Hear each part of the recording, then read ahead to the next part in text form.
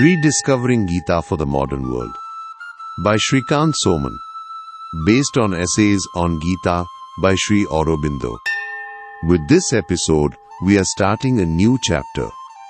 Chapter 6, Man and the Battle of Life. Episode 48, Accepting God's Role in Creation and Destruction. The Courageous Faith of the Gita. Krishna's Dual Nature and Divine Responsibility. Key takeaways. God's dual nature. The inevitable act of faith. God's omnipotent manifestation. Divine sovereignty and responsibility. Honest spirituality. Main passage.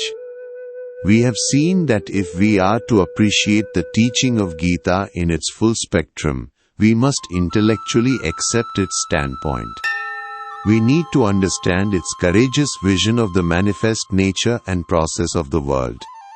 The divine charioteer of Kurukshetra reveals himself in two aspects as, on the one side, as the Lord of all the worlds, and the friend and omniscient guide of all creatures. And on the other side, as Time the Destroyer, arisen for the destruction of these peoples. Faith in supreme power. Following in the spirit of the broad aspect of Hindu religion, the Gita affirms this also as God. It does not attempt to evade the enigma of the world by escaping from it through a side door. The human being has to start from a great, difficult act of faith, if we do not regard existence merely as the mechanical action of a brute and indifferent material force. Or, on the other hand, as an equally mechanical play of ideas and energies arising out of an original non-existence. Or else, as reflected in the passive soul, or as the evolution of a dream or nightmare in the surface consciousness of an indifferent immutable transcendence. The transcendence which is unaffected by the dream and has not real part in it.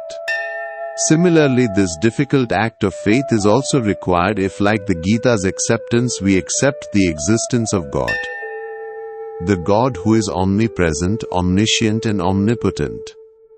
At the same time, this God is also always a transcendent being, who manifests the world and manifests himself in the world, who is not the slave but the lord of his creative consciousness, nature or force, Maya, Prakriti or Shakti, who is not baffled or thwarted in his world conception or design by his creatures, be it man or devil, who does not need to justify himself by shifting the responsibility for any part of his creation or manifestation on that which is created or manifested.